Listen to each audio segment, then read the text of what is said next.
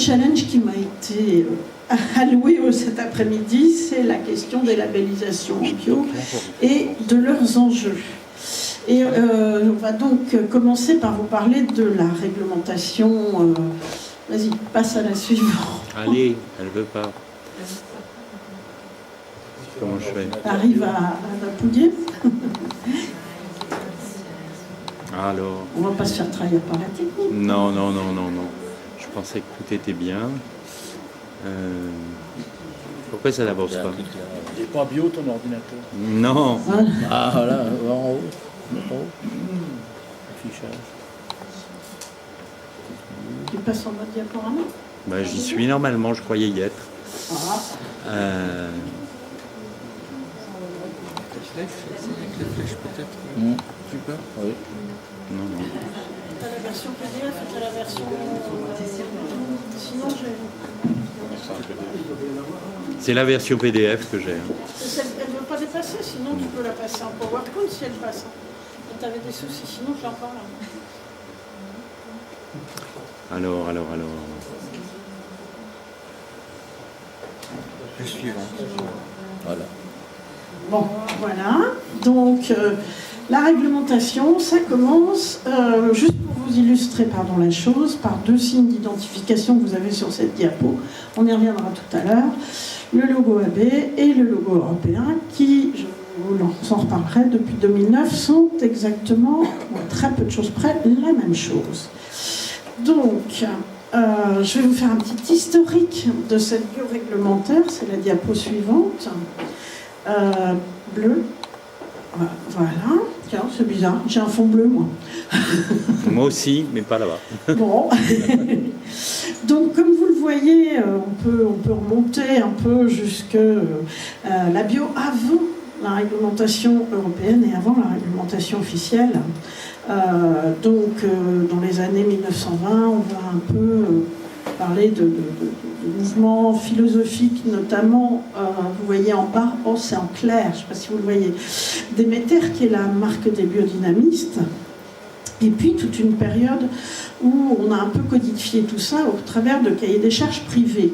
Donc je ne sais pas si vous arrivez à voir, mais il y a eu la création de Nature et Progrès avec ses propres cahiers des charges, mais il y avait à une époque 17 marques privées jusqu'à ce qu'on passe sur la réglementation officielle. Et la bio a été reconnue en 1981 par les pouvoirs publics. Le logo AB, qui est un logo d'État, qui appartient à l'État, a été créé, on va dire ça, s'est imposé à partir de 1985. Et on arrive à la fin de cette période où, en 91, on a la première réglementation européenne de la bio qui traitait que des produits végétaux. Passe à la suivante, un petit peu que vous voyez comment ça se passe dans le temps. Non, la deuxième flèche. Reviens sur la flèche juste avant. Il y en a deux avec des flèches, voilà. Et donc la première réglementation européenne sur les productions végétales, qui a été suivie en 1999 par une réglementation européenne sur les productions animales.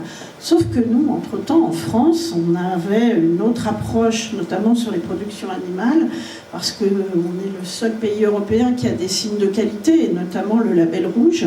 Et on estimait que la bio ne devait pas faire moins. On avait des cahiers des charges aussi pour toutes les productions. Donc on avait 12 cahiers des charges.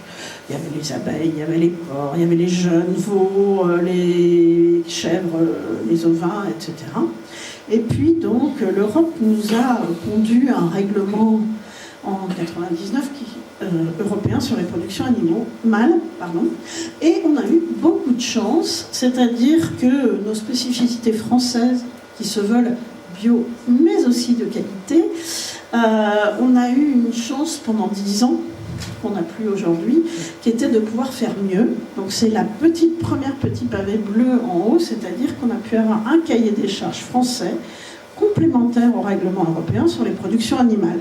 Vulgairement, nous on appelle ça le CCREPABEF, cahier des charges français complémentaire au règlement européen des productions animales bio français. Voilà.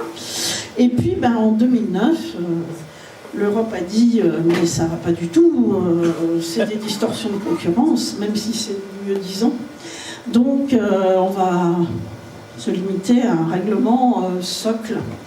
Voilà. Et donc, il y a eu interdiction de la subsidiarité positive, avec un règlement également sur la bio européen qui s'est vu revu de manière transversale et qui était aussi inférieur, parce que qu'est-ce qui se passe dans ce genre de cadre? C'est que chaque pays, tous les 6 mois, le temps que le règlement paraisse, il y a des nouveaux projets, parce que le nouveau pays qui préside l'Union refait un nouveau projet avant que ce soit adopté, et chaque pays dit « moi je ne peux pas faire ça, moi je ne peux pas faire ça, moi je ne peux pas faire ça », et puis finalement, pour arriver là, c'était 5 ans de négociations, au bout de 5 ans on perdait un petit morceau des principes bio, pour arriver à un règlement européen qui est un règlement socle, avec plus la possibilité finie de faire des règlements nationaux complémentaires. On peut le faire dans des cadres privés. Ça s'est fait d'autant plus facilement que d'autres pays comme l'Allemagne ont des démarches de marques privées, comme Bioland, Natureland, etc. Et qu'en fait, ils n'en avaient rien à faire que le règlement européen à un certain niveau, puisqu'en fait, ils défendaient leur règlement privé. Voilà. Donc, aujourd'hui, on est un tout petit peu plus loin, c'est-à-dire qu'en 2014, le commissaire européen de l'époque c'était un Roumain, Dacian Cioloș, qui avait été formé ou déformé par les bio-français, trouvait que le règlement de 2009 n'était pas très exigeant et pas très bon. Donc il a lancé une révision avec les meilleures bonnes intentions du monde. Sauf que à chaque fois qu'on révise, je vous la refais le processus. Ah, moi je peux pas, moi je peux pas, moi je peux pas, moi je peux pas. Résultat, le prochain règlement sera applicable en 2021. On n'a pas encore la lisibilité de toutes les règles, mais on pense qu'il risque d'être encore un peu plus bas. Voilà, donc ça vous donne un peu une idée, là, sur ce déroulé, comment la réglementation bio, à la fois, elle s'est constituée, on va dire, en partant de la base, à la fois comment on va dire, la partie officielle, qu'il ne faut quand même pas négliger, parce que c'est les garanties pour le consommateur, et je le redirai, avec un système de contrôle dont je vais vous parler après, mais quand même, les processus sont telles qu'on ne va pas forcément vers quelque chose qui soit plus proche des principes de la bio, mais vers du réalisme. Allez, on ne va pas se faire mal. Donc c'est un peu ce que je vous ai dit, donc ça résume, autrement que par un petit graphique. Donc le règlement sur les productions végétales européen en 92 qui traitait déjà de l'étiquetage, du contrôle, de ce que sont les produits en conversion par exemple, des importations et des règles de production, et puis l'extension aux produits animaux avec en France chez nous, donc l'application du règlement européen production végétale, et puis cette chance d'avoir pu avoir le cahier des charges complémentaire et qui était plus strict et plus précis. Et puis c'est un peu la même chose, j'aurais dû la supprimer d'ailleurs. Je vous ai mis ça avec des petites céréales pour les végétaux, un espèce de petit mouton. Voilà. Et donc, ce que je vous ai dit, c'est donc en 2009, donc avant, on n'avait que le logo AB qui identifiait nos cahiers des charges, puis le CCRFABEF, donc les compléments français. Et puis, en 2009, avec l'interdiction de la subsidiarité positive, est venue l'obligation pour tout le monde d'utiliser le logo européen, donc l'Eurofeuille bio que vous avez là. C'est pas tout à fait les bonnes couleurs, mais c'est pas très grave. Et donc, depuis, le contenu du logo AB que tout le monde identifie comme quelque chose éventuellement plus, n'est rien de plus que l'Eurofeuille, sauf sur quelques productions qui ne sont pas réglementées, en l'occurrence les escargots, parce qu'on doit être un peu bizarre, nous on élève des escargots en bio, les autruches et quelques bricoles. Non mais les autruches ne sont pas spécifiquement françaises, mais on avait des règles, nous, pour les autruches. Donc sur le texte, comment est composé le règlement européen, si jamais certains d'entre vous sont consommateurs bio, et ont la curiosité d'aller regarder à quoi ressemble un règlement européen, vous avez un texte cadre et puis des règlements d'application. Alors le texte cadre, il vous donne des grands principes, et le règlement d'application, il vous donne combien de mètres carrés par cochon en plein air, par exemple. Il vous donne des détails qui est un règlement d'application des principes, voilà, avec donc un dispositif complet, puisque au fur et à mesure il s'est vu compléter, il y a eu l'aquaculture, il y a eu pas mal de choses, et qui est régulièrement évolutif. Et on a des choses qui, théoriquement, devraient évoluer, c'est-à-dire qu'il y a aussi des dérogations, on va le voir ensuite. Et les dérogations, elles ont théoriquement une fin, ce qui n'est pas toujours le cas. Donc là, c'est une autre façon de vous montrer ça. Je vous montre ça plutôt avec les 2 étages, hein. Grosso modo, ça vous donne un peu comment c'est fait. Voilà, et en plus, attends, je reviens juste, en France, on s'est doté en bas, dernier étage, en termes d'interprétation, d'un guide de lecture. Parce qu'en fait, on s'aperçoit que c'est très bien un règlement européen, même s'il est traduit dans toutes les langues, tout le monde ne le comprend pas de la même façon. Et on a essayé, nous, parce qu'on est des cartésiens en France, d'avoir un guide de lecture qui permet de rentrer plus finement dans la compréhension des choses.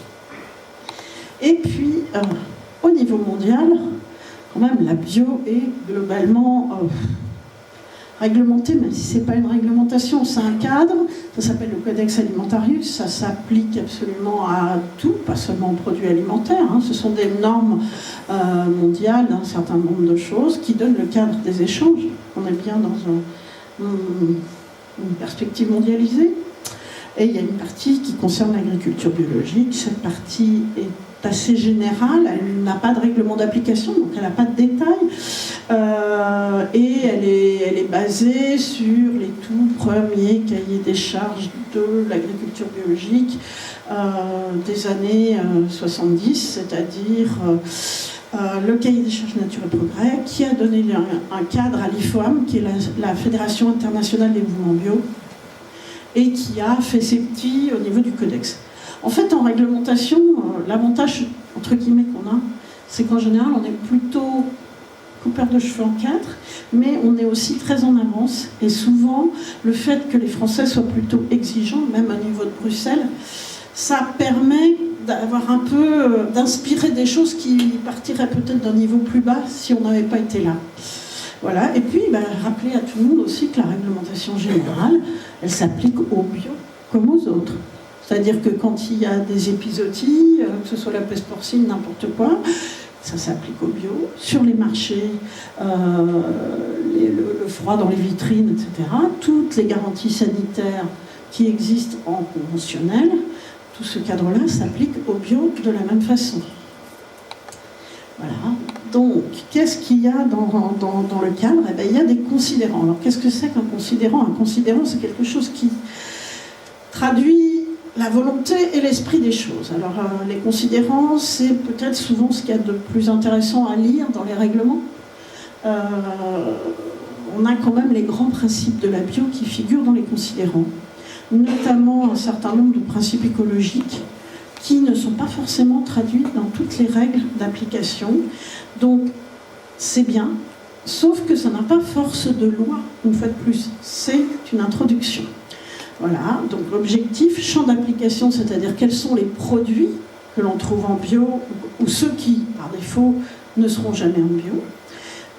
Les définitions, et ensuite les objectifs, les principes, des règles générales de production, y compris une partie sur les OGM, le cadre des dérogations, le cadre de l'étiquetage, le système de contrôle.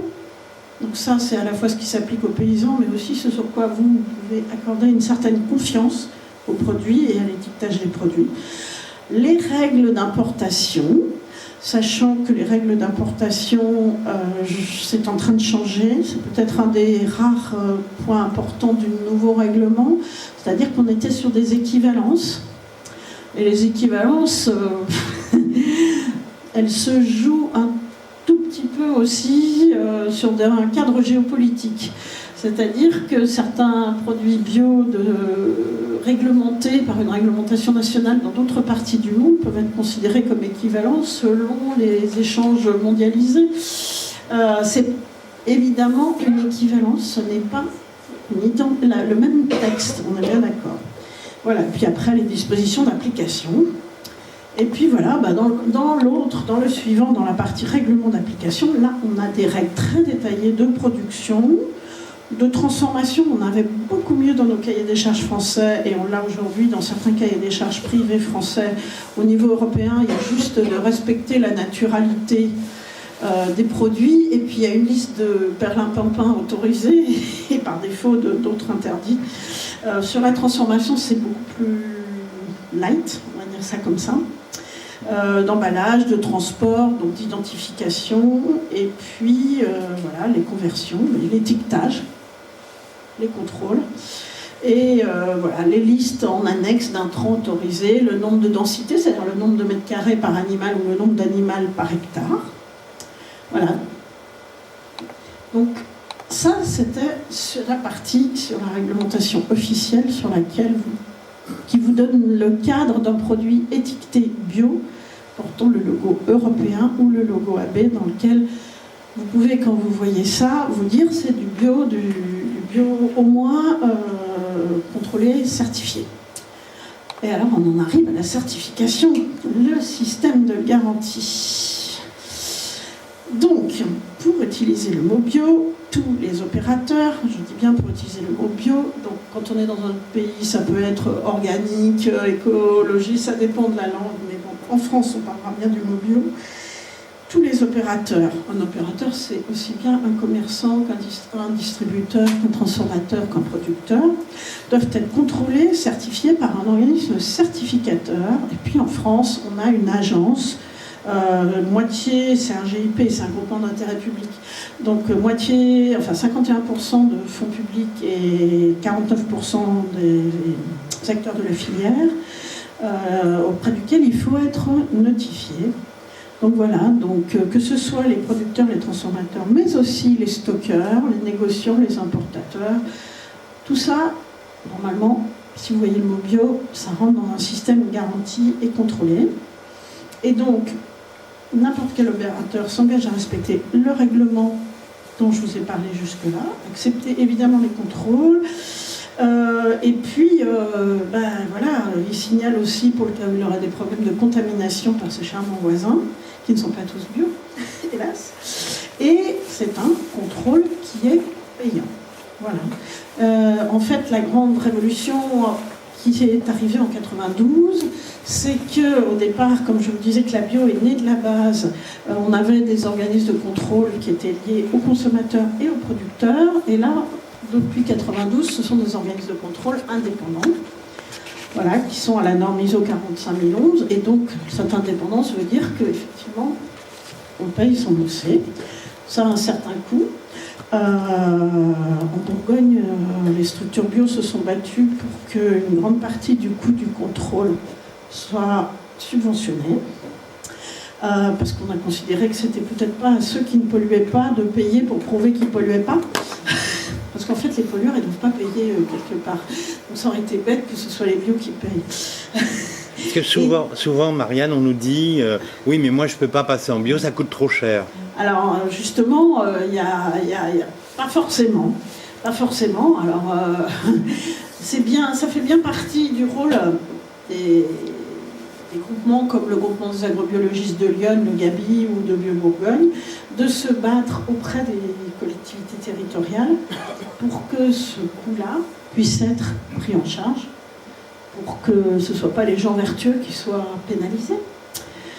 Voilà. Et puis, donc, c'est un contrôle minimum par an, plus des visites inopinées, et pas toujours les mêmes fréquences selon le type d'opérateur dans la filière. Et les fréquences sont souvent calées sur les risques. Donc, les nouveaux convertis, les gens qui passent à la bio, sont pratiquement tous, donc ça fait grosso modo, on a à peu près sur 150% de contrôle, hein. 100% d'inopinés et 100% de visites régulières et 50% d'inopinés, pardon.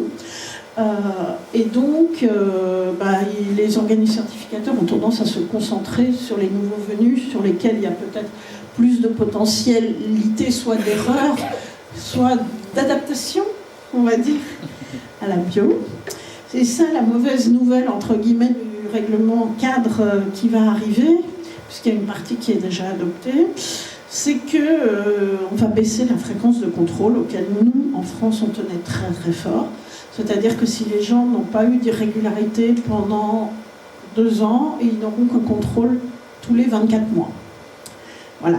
Alors, ça se discute. En tous les cas, nous, en France, on aimait bien et on y tient. Alors, on ne sait pas du tout quand le règlement va être en application à partir de 2021, si l'État français, avec les acteurs de la filière bio, on va maintenir ça. Parce que, évidemment, ça va faire des distorsions de concurrence avec des pays voisins et des producteurs bio des pays voisins qui seront contrôlés tous les 2 ans et ils vont avoir un coût de contrôle inférieur.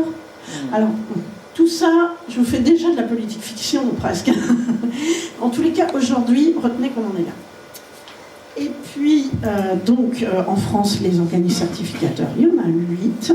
Il y en a certains qui sont d'ampleur nationale, il y en a un historique. Si je fais une interrogation, je suis sûre que tout le monde connaît le nom d'EcoCert, qui capte à peu près 80% du marché, parce que c'est un historique, et qu'avant c'était un organisme de conseil, avant la 1992 dont je vous parlais tout à l'heure. Et puis il y en a quelques autres, et certains qui sont juste sur des petits territoires, ou juste sur des filières intégrées, comme par exemple de la volaille bio. On a failli, c'était formidable il y a quelques années, avoir une filière volaille bio de chez Duc dans Lyon. Pourquoi quelqu'un rit? Non, mais il y a donc des organismes, il y en a 8, mais ils ne sont pas tous sur tout le territoire. Donc ils sont accrédités par un organisme qui est au-dessus, qui vérifie le respect de la norme, de leur indépendance, patati patata, et surtout s'ils font leur travail sérieusement.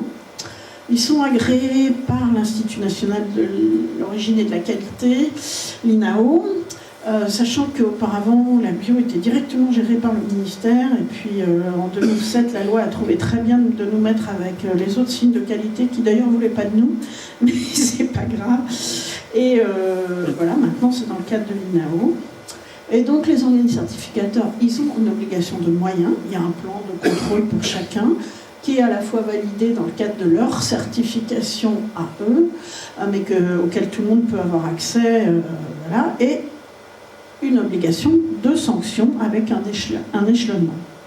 Et puis il y a un comité de certification dans chaque organisme certificateur qui vérifie pas mal de choses en interne et qui peut également servir comme droit de recours si les paysans avaient quelque chose à contester. Et donc, quand... T'es passé à la suivante? Non, j'arrive. Ah, pardon, j'étais en train de... Pardon. J'ai beau avoir un œil à droite. C'est moi. Et donc, les paysans se retrouvent, enfin, tous les opérateurs, avec un certificat, une liste des produits. Donc, normalement, sur les marchés, les paysans doivent pouvoir vous le montrer, mais aussi Germinal, mais aussi tous les opérateurs. Voilà. Les sanctions, elles vont de l'écart simple jusqu'au retrait de licence, et elles sont progressives. C'est-à-dire qu'on imagine que les gens peuvent s'améliorer quand même. Mais si s'en faire, ce ne sera pas tout à fait pareil. Et donc, voilà, il peut y avoir des analyses, et à chaque visite de contrôle, il y a des paysans bio dans la salle, j'en ai vu, et ben, à la fin, le contrôleur, il nous remet son rapport, et on signe. Enfin, à moins qu'on ne soit pas d'accord. En général, on le signe. Voilà pour le contrôle. Et puis, je vais arriver, j'ai presque fini, je pense que je tiens mon timing. Oui, c'est bien. J'arrive donc aux démarches. Voilà, donc il y a à la base la certification agriculture biologique classique qui passe par tout le schéma que je vous ai expliqué. Et puis, comme maintenant on a perdu notre cahier des charges français, notre CCREPABEF additionnel, on s'est replié sur des marques privées nationales. Alors évidemment, la première, elle est chère à mon cœur, pour ça que je vais vous en parler, c'est Biocohérence. Alors, pour en revenir à ce que je vous disais au début, la bio, c'est pas que la réglementation. C'est un projet de société, et la réglementation, notamment européenne, est une réglementation agricolo-agricole.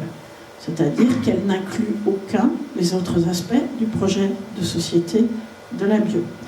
Du coup, on avait très envie, un certain nombre d'opérateurs de la filière, puisque de toute façon, même quand c'était la réglementation nationale et le CCRPABEF, on n'avait pas les autres dimensions.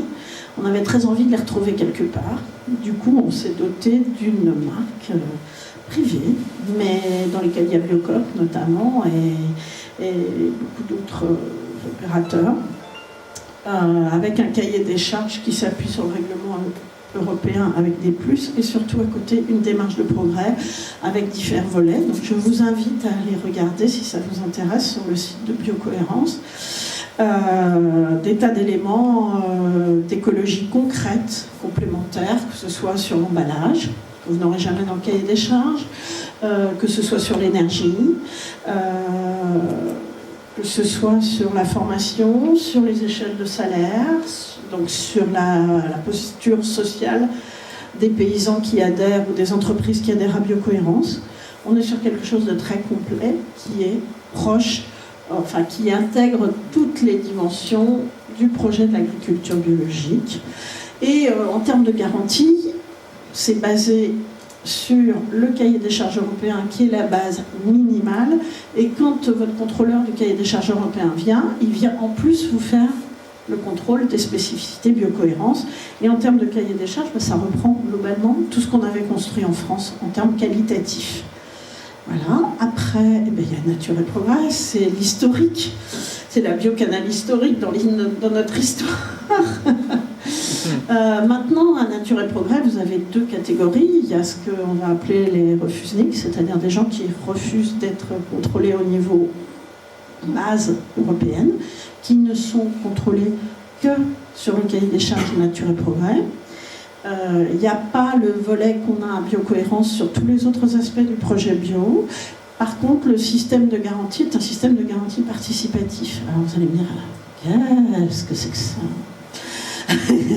Qu'est-ce que c'est qu'un système de garantie participative ? C'est quelque chose qu'on avait avant la réglementation européenne de 92 en France, où en fait il y avait, on avait dans l'Yonne et en Bourgogne, ça s'appelait une COMAC, une commission mixte d'agrément et de contrôle. Il y avait à la fois des consommateurs, des paysans qui allaient chez les autres paysans pour donner des garanties. Alors, c'est à la fois quelque chose de très citoyen, mais c'est quelque chose où parfois ça a pu donner lieu à des petites faiblesses ou à des règlements de compte, parce que c'est toujours un peu compliqué d'être jugé parti. Et puis, c'était certainement aussi très formateur pour les consommateurs. Mais entre un contrôleur, malgré tout officiel, qui connaît son règlement bio sur le bout des doigts, y compris le nombre de mètres carrés, etc., c'est pas tout à fait la même chose. Donc ce système de garantie participative, c'est ce qui est utilisé quand même très souvent dans les pays du tiers-monde. J'ai oublié de couper mon son. C'est pas bien. Voilà. Et puis, dans les historiques, on a aussi la biodynamie, donc avec la marque Déméter. Et la biodynamie requiert la base de contrôle quand même du règlement européen. Il n'y a que Nature et Progrès qui s'inscrit un peu différemment. Et puis après, il y a des marques régionales avec des méthodes diverses de contrôle, des cahiers des charges divers de contrôle, mais les marques régionales, elles sont additionnelles au règlement européen officiel. Et je crois que j'ai fini de vous déballer mon histoire. Bravo, t'as tenu.